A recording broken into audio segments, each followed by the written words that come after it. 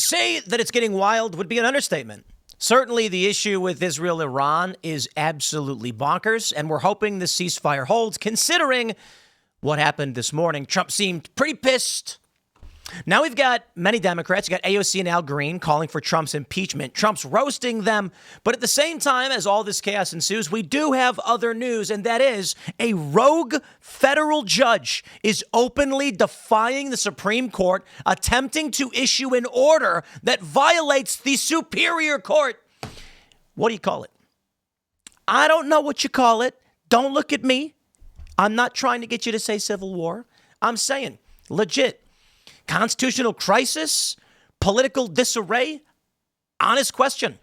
When district courts are so intent on blocking Trump that they tell the Supreme Court, F you, I don't know where we are as a country.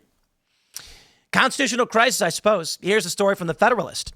Rogue federal judge openly defies Supreme Court ruling on deportation of violent criminal illegals.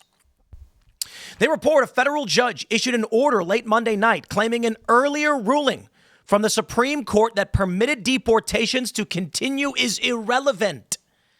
6 months after Judge Brian E. Murphy was nominated by then President Joe Biden and confirmed by the Senate during the last few weeks of the Democrats' control, he issued an order stating, quote, the court's May 21st, 2025 order on remedy remains in full force and effect, notwithstanding today's stay of the preliminary injunction. The district court's remedial orders were not properly before the Supreme Court because the government has not appealed them or sought a stay pending a forthcoming appeal. The rogue ruling came just hours after the Supreme Court agreed 6-3. The Trump administration, at least temporarily, can deport illegal aliens convicted of violent crimes to third countries. Justice Sonia Sotomayor, Ketanji Brown Jackson, and Elena Kagan dissented. The decision means that the administration could resume the deportations of illegal aliens to countries other than their native land, notably South Sudan. Apparently, there are some heinous criminals that have been convicted of crimes in the past or here, and Trump said, send them to South Sudan, which is, okay, admittedly funny, but also kind of scary. I mean, if you're convicted of a crime, you're not an American citizen, I don't really have an argument for why we should have you stay. And if your country of origin won't take you back, then I guess what do you do? I mean, honestly, I'm looking for any answers. Now, South Sudan seems particularly brutal, but the reality is they may be one of the few countries willing to accept people not from South Sudan because maybe it'll benefit their GDP. I don't know. South Sudan has the lowest GDP per capita in the world. On average, people who live there make about $390 per year. Per year. No joke. Could you imagine making $30 a month? That's pretty wild. And you know, I mean, they got houses, but not much else. It's pretty brutal. They're going to say the Trump administration previously had to permit each violent illegal alien to challenge the deportation under a prior ruling Murphy issued. The administration sought a stay on Murphy's order that instructed the administration to keep in U.S. custody all migrants slated for deportation to a country not explicitly named in their removal orders, known as a third country deportation. As described by Politico, after the Supreme Court ruling dropped, illegal aliens held in Djibouti, is it Djibouti? Filed a motion with Murphy asking him to continue to block their deportation to South Sudan and to now require the men be brought back to the U.S. Can I just go to, we'll pull up the map here so we can show you where that is. Djibouti is in, it's north of, wow. Let's, come on, Google Earth. You can load faster than that. Here we go, ladies and gentlemen. Djibouti. Here you go. Is that it right there? It takes 27 years for Google Earth to load. There you go. Djibouti. So it's just north of, what do we got, Ethiopia and west of Eritrea. And they want to fly them from Djibouti to South Sudan. Maybe to Juba. I'm not entirely sure. But, you know, taking a look at these cities, it's all dirt roads. I got a bug flying around. Get out of here. Get out of here, you little bug.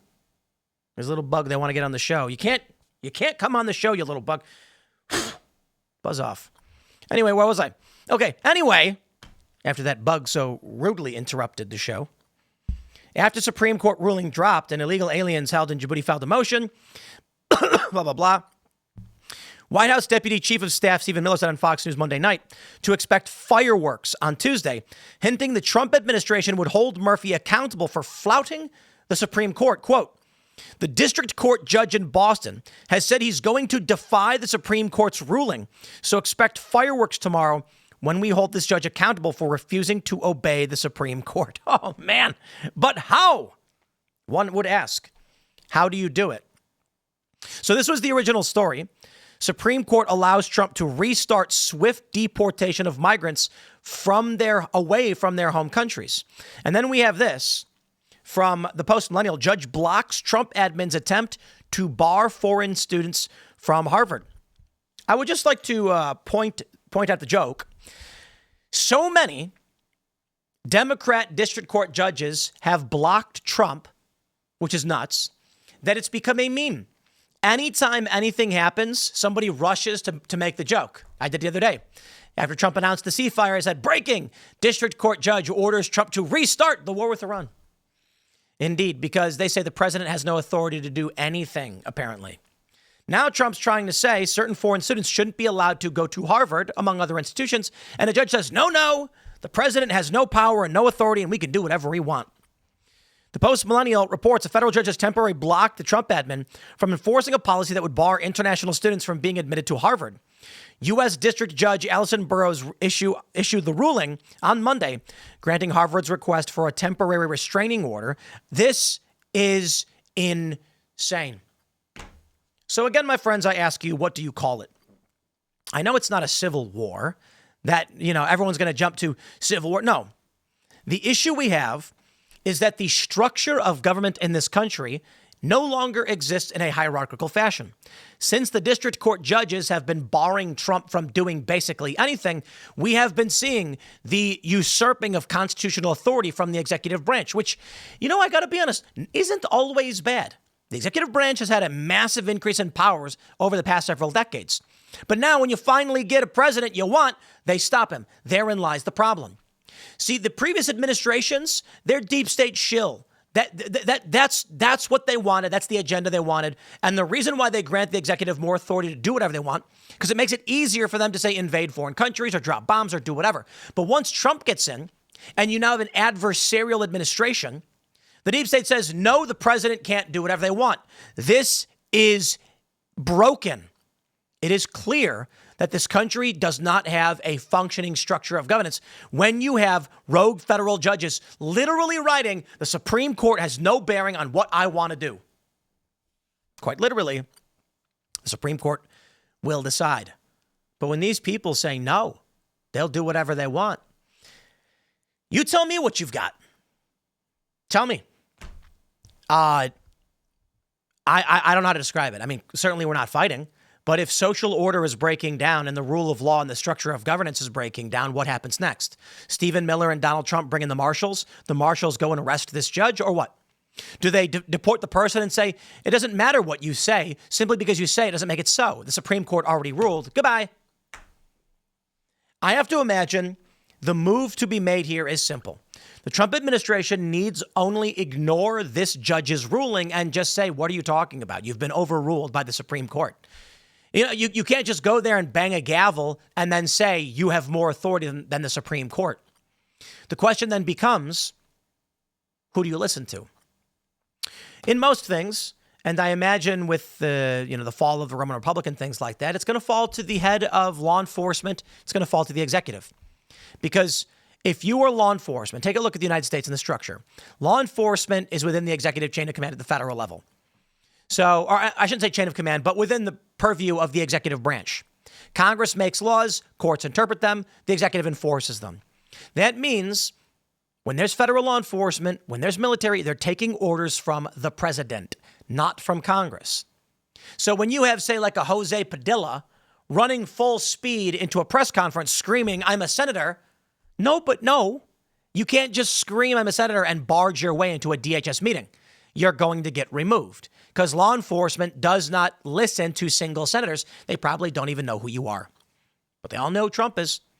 So I've asked this, and most people have said, I asked if Trump got out of the Air Force One and walked up to a private and just said, you come with me. I'm giving you orders right now. Would they do it? Almost every single person said yes, absolutely. The president is chain of command. If Trump orders you to follow, you follow.